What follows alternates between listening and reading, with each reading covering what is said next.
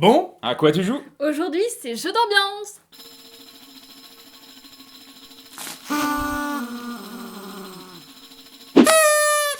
On espère que vous avez passé de bonnes fêtes de fin d'année. Nous...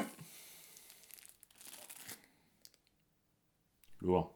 Ah, les fêtes de fin d'année, les soirées entre copains, les réunions de famille, les repas interminables et le tonton Dédé, juste lourd comme il faut. Ambiance. Dans ces coups de temps-là, il y a toujours des petits malins qui vous sortent, Wesh, on fait un jeu. et on peut rapidement arriver à ça. Est-ce que je suis poilu? Lourd. Ouais, essayez de vous éviter ça.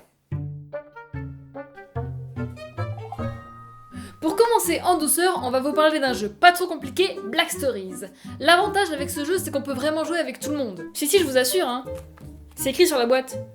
De 2 à 25 joueurs. En plus, c'est pas compliqué de motiver les troupes parce que c'est vrai qu'en soirée, entre amis ou en famille, c'est pas tous les jours facile d'inciter les gens à se sortir les doigts. Alors que là, faut pas bouger, faut pas lancer de dés, y a pas de pion à déplacer, y a pas de carte ni à piocher ni à lancer, faut rien attraper. Non mais c'est pas un jeu en fait. Toi ta gueule, il faut juste poser des questions. Le principe est simple, le meneur tire une carte, lit la situation à voix haute mais garde la solution notée derrière, bien pour lui. Les autres lui posent des questions et il ne répond que par oui ou non. Exemple. Un homme mort se trouve sur le sol d'une cabine téléphonique. Les panneaux de verre sont brisés et il y a du sang partout. Devant la cabine téléphonique se trouve un gros poisson. Alors, des idées? Est-ce que c'est un suicide? Non. Est-ce qu'il y a un lien avec sa femme? Est-ce que c'est à cause d'un chien? Non mais, est-ce qu'il se tue lui-même? Il se tue lui-même, mais c'est pas un suicide? Oh bah c'est complètement con! Mais c'est complètement con. Non mais vous trouvez pas? Putain mais c'est hyper simple sans déconner. Le mec il est dans une cabine téléphonique et devant lui il y a un gros poisson. Il explique la taille du poisson au téléphone, donc il fait le geste, donc il casse les vitres, donc il se tranche les veines, donc il est mort. Et l'avantage, c'est qu'il y en a 50 mais comme ça. Donc je te disais, je pense que c'est... Vous voulez jouer au Monopoly? Non! Crazy Cup c'est un autre genre. Là on est sur du jeu bien rapide et hyper stressant. Le but du jeu est de recomposer avec les cups que nous avons à notre disposition la carte présente au milieu de la table. Il faut faire des lignes pour les cartes qui se présentent de manière horizontale et les empiler pour les cartes qui se présentent de manière verticale. Évidemment, il faut le faire dans le sens de lecture et non pas comme la carte se présente à nous. Et top!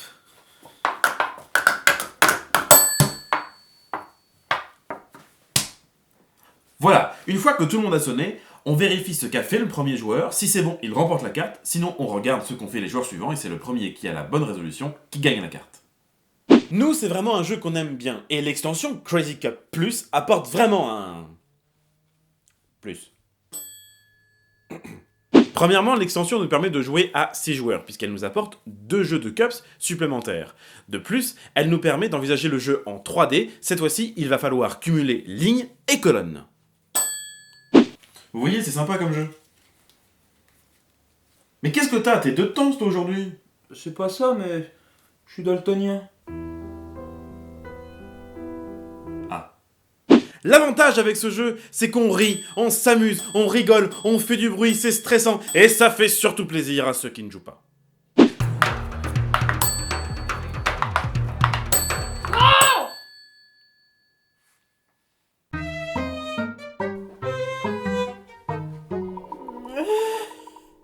Carte sur table est un jeu édité par le Scorpion Masqué dans la catégorie jeu d'ambiance, avec par exemple Qui perd gagne ou Le Monde est fou. Enfin bref, des jeux qui marchent quoi. Mais alors là, je sais pas s'ils avaient bouffé à midi, mais c'est ressorti sous cette forme-là. Non mais sans déconner, ce jeu, de base, quand tu l'ouvres, il y a un problème.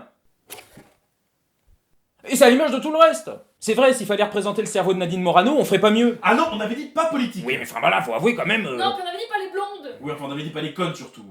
Dans Carte sur table, on va devoir Taquiner. nos amis. Non, sans déconner. Taquiner.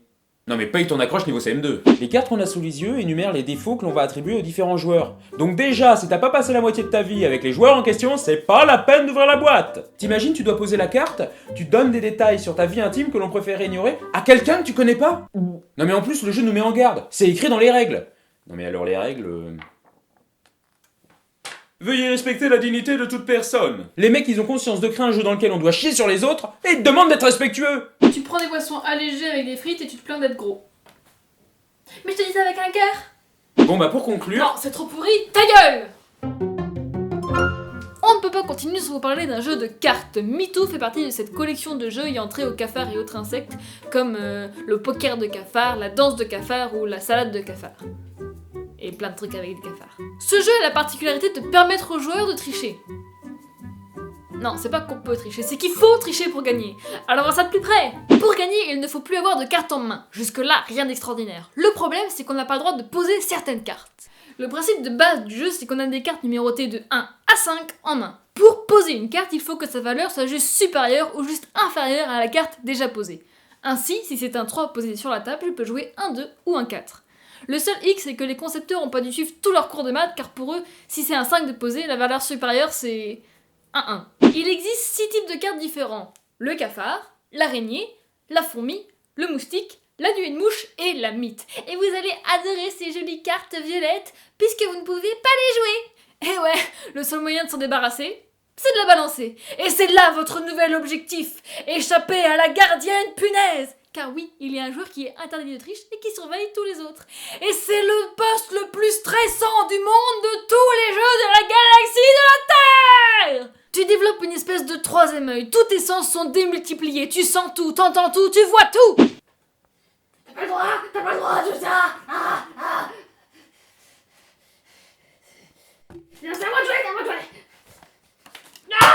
Oui, parce que Mythos c'est quand même le jeu qui crée le plus de situations improbables autour d'un plateau depuis Twister quand même. Salut. Non mais tu te mets à inventer des trucs que t'as jamais fait de ta vie. Non mais tu finis la partie, ton salon c'est Bagdad. Bref, c'est sympa comme jeu, mais faut pas jouer avec une bande de coincés du cul, sinon tu risques de vite t'emmerder. J'ose pas.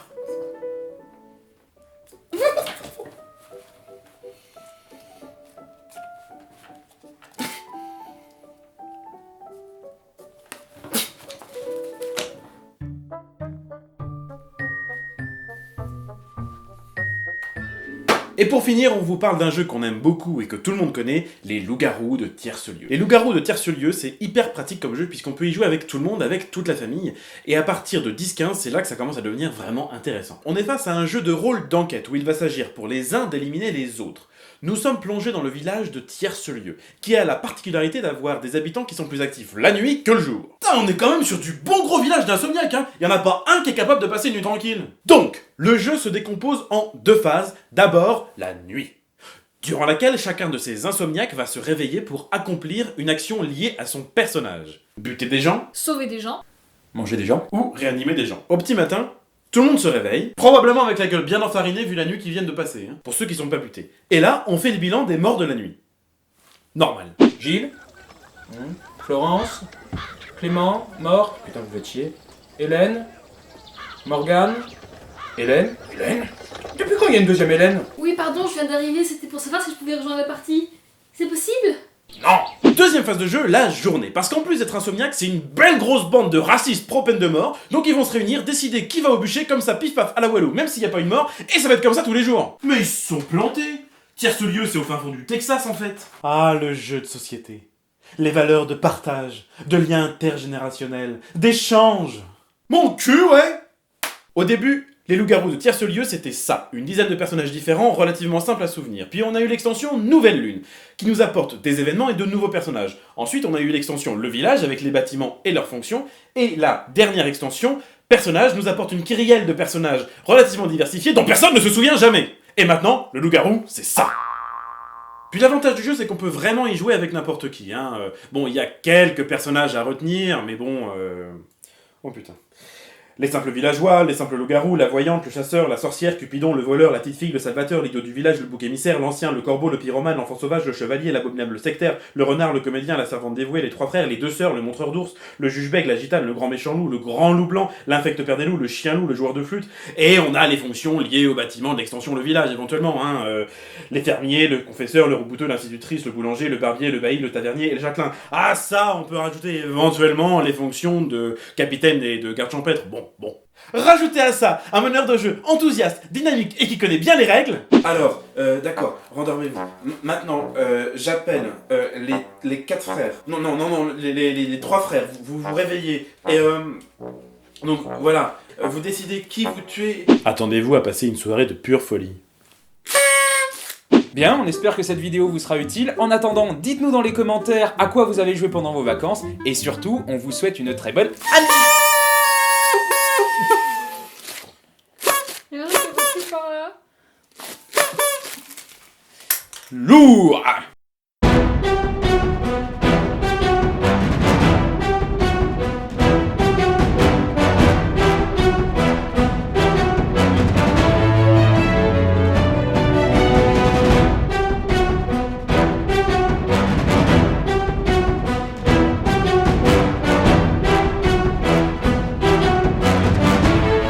Oui, non, bah oui. Donc moi ce que je te propose c'est que la prochaine fois...